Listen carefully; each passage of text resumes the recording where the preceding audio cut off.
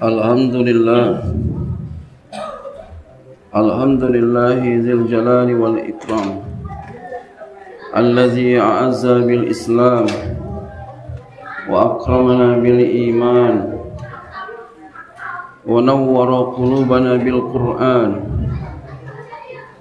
Wassalatu wassalamu ala sayyidina Muhammadin alladzi 'ala an-nujum wal kawakib al-'izam wa ala alihi wa ashabihil kiram buduri tamami wa syumusi dinil Islam. Wa ashhadu an la ilaha illallah wa syarika lah wa la masila lahu wa ashhadu anna sayyidana Muhammadan abduhu wa rasuluhu allazi la nabiyya ba'dahu. Amma ba'du, ibadallah, fa inni usikum wa nafsi bitaqwallahil mannan al-qaili fi kitabil Qur'an. Ya ayyuhalladzina amanu tubu ilallahi taubatan nasuha asa rabbukum ayukaffira ankum sayyi'atikum wa yudkhilakum jannatin tajri min tahtiha al-anhar yawma la yukhzillahu an-nabiyya walladzina amanu ma'ahu nuruhu yas'a baina aydihim wa bi aymanihim yaquluna rabbana atmim lana nurana waghfir lana innaka 'ala kulli syai'in qadir. Sadaqallahul azim. Hadirin rahimakumullah, pertama-tama khatib berwasiat khususnya untuk diri pribadi dan pada umumnya untuk kita sekalian agar kita bertakwa kepada Allah Subhanahu wa taala. Takwa dalam artian imtisalu awamirillah wajtinabun nawahihi, melaksanakan segala perintah Allah Subhanahu wa taala dan menjauhkan segala larangannya. Saat ini kita sedang berada di bulan yang mulia, yakni bulan Rajab. Bulan yang dimana Allah Subhanahu wa taala juga nabinya menganjurkan kepada kita biar kita banyak-banyak beristighfar, bertaubat kepada Allah Subhanahu wa taala, karena kita adalah manusia yang tidak pernah luput dari yang demikian.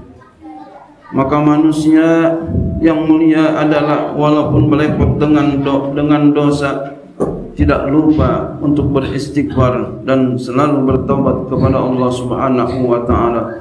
Itulah yang akan mengantarkannya kepada kedudukan yang mulia.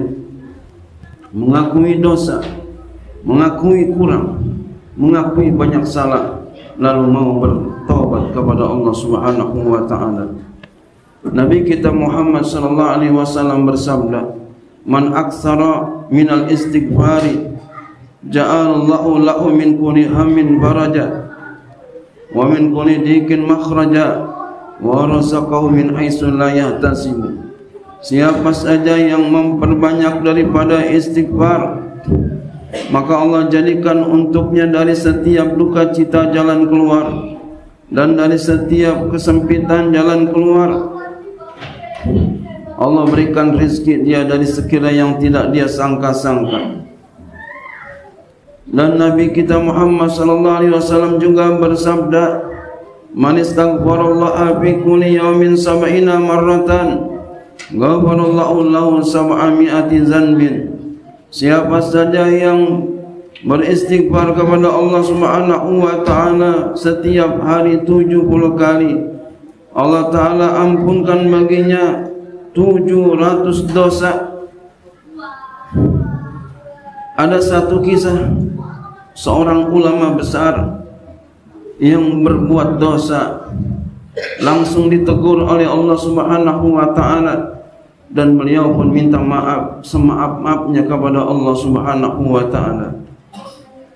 Namun sebelum itu, sebelum kami menceritakan tentang kisah itu, sedikit sebagai dalil bahwasannya ketika kita menyebutkan tentang kisah ulama akan turun rahmat. Imam Al-Ghazali dalam kitabnya mengutip perkataan Imam Sufyan Ats-Tsauri. Kata beliau, "Inda zikri sholihina tanzilur rahmah." Ketika menyebutkan kisah orang-orang yang soleh, maka akan turun rahmat. Syekh Muhammad Yunus dalam kitabnya Mukhtasar Sifatus Sofwa, beliau juga berkata, "Ma ra'aitu lil qalbi anfa'a min dzikri sholihina." Tidaklah aku melihat bagi hati akan kemanfaatan yang lebih manfaat daripada menyebutkan orang-orang yang soleh. Jadi menyebutkan orang-orang yang soleh sangatlah banyak manfaat. Imam Asy-Syakhawi mengutip perkataan Imam Abu Hanifah dalam kitabnya At-Tawbih ala man zamatari, hikayatu sholihina afdalu indi min kasir minal fikhi.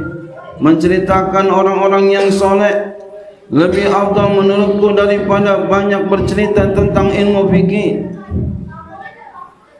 Imam Junaid Al-Baghdadi rahimahullahu ta'ala, beliau adalah tokoh ulama besar kelahiran di Awak, Persia, yang bermukim di Baghdad. Beliau belajar hukum Islam mazhab Syafi'i. Nama lengkapnya adalah Al-Junaid bin Muhammad bin Al-Junaid Abul Qasim Al-Qawariri Al-Khazaz An-Nahawandi Al-Baghdadi Asy-Syafi'i. Beliau mempelajari ilmu fikih kepada Abu Thawr Al-Kalbi yang merupakan murid langsung dari Imam Asy-Syafi'i, hingga akhirnya menjadi qadhi di Baghdad. Dikisahkan suatu hari Imam Junaid Al-Baghdadi duduk-duduk di masjid As-Suniziyah bersama penduduk Baghdad lainnya. Beliau menunggu beberapa jenazah yang hendak mereka solatkan. Di depan mata Imam Junaid, seseorang yang tampaknya ahli ibadah terlihat sedang meminta-minta. Andai saja orang ini mau bekerja hingga terhindar dari perbuatan meminta-minta, tentu lebih bagus, kata Imam Junaid dalam hatinya. Kondisi aneh terasa ketika Imam Junaid pulang dari masjid itu. Beliau punya rutinitas salat dan munajat sampai menangis setiap malam. Tapi kali ini beliau benar-benar sangat berat melaksanakan semua wiridannya. Ulama yang juga biasa disapa Abul Qasim ini hanya bisa bergadang sambil duduk hingga rasa kantuk yang membuat beliau terhindar tanpa ibadah yang beliau biasa rutin beliau lakukan. Tiba-tiba saja orang fakir yang beliau jumpai di masjid As-Suniziyah itu hadir dalam mimpinya. Anehnya, si pengemis digotong para penduduk Baghdad dalam mimpinya itu, lalu menaruhnya di atas meja makan yang panjang. Orang-orang berkata kepada Imam Junaid, "Makanlah daging orang fakir ini. Sungguh kau telah mengumpatnya, sungguh kau telah menghibahkannya."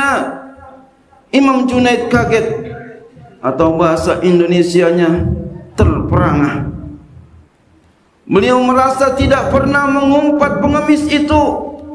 Beliau merasa tidak pernah menghibahkan pengemis itu. Beliau merasa tidak membicarakan keburukan pengemis itu. Sampai akhirnya beliau sadar bahwa ia pernah menggunjingnya dalam hati soal mengemis orang itu dan tidak mau bekerja. Masya Allah. Padahal dalam hati itu, dalam mimpi itu Imam Junaid didesak untuk meminta maaf perbuatannya tersebut. Sejak saat itu Imam Junaid berusaha keras mencari si fakir ke semua penjuru. Berulang kali beliau gagal menjumpainya, tidak ketemu-ketemu. Hingga suatu ketika Imam Junaid melihatnya, ia sedang memunguti dedaun di atas sungai untuk dimakan. Dedaunan itu adalah sisa sayuran yang jatuh saat dicuci. Segera Imam Junaid menyapanya dan tanpa disangka keluar ungkapan balasan. Tidak pakai ditanya lagi, orang itu langsung berkata, apakah kau akan mengulanginya lagi, wahai Abul Qasim? Jawab beliau, tidak. Subhanallah. Semoga Allah mengampuni diriku dan dirimu. Sekelas Imam Junaid tidak bisa melakukan ibadah yang sudah biasa rutin beliau lakukan, lantaran ghibah, padahal itu di dalam hati. Beliau tidak ucapkan itu di dalam mulutnya, pada mulutnya. Beliau tidak katakan itu kepada orang-orang. Beliau tidak sebarkan kepada orang-orang. Tapi akibat daripada ghibah itu luar biasa, membuatnya terentik daripada berbuat ibadah kepada Allah Subhanahu wa ta'ala. Bagaimana dengan kita yang berlempot dengan dosa? Yang banyak kita melakukan dosa. Kadang kita membicarakan orang tidak sadar, sampai berwaktu-waktu, sampai berjam-jam. Padahal orang itu adalah orang yang suka menangis kepada Allah Subhanahu wa ta'ala. Padahal orang itu adalah orang yang dekat kepada Allah Subhanahu wa ta'ala. Kita cabik-cabik kehormatannya. Bagaimana dosa kita? Pastinya sangatlah besar di hadapan Allah Subhanahu wa ta'ala. Oleh karena itu, mari sebelum masuk nanti bulan Ramadan, kita perbanyak istighfar dan bertobat kepada Allah Subhanahu wa ta'ala, dan meminta maaf kepada sesama kita, terutama kepada keluarga kita. Jangan sampai masuk bulan Ramadan nanti kita masih marahan dengan keluarga kita. Jangan khawatir, bukan hanya kita tidak diizinkan oleh Allah Subhanahu wa ta'ala untuk ibadah di bulan Ramadan, tapi juga kita tidak diampuni dosa-dosa kita. Na'udzubillah summa na'udzubillah min dzalik.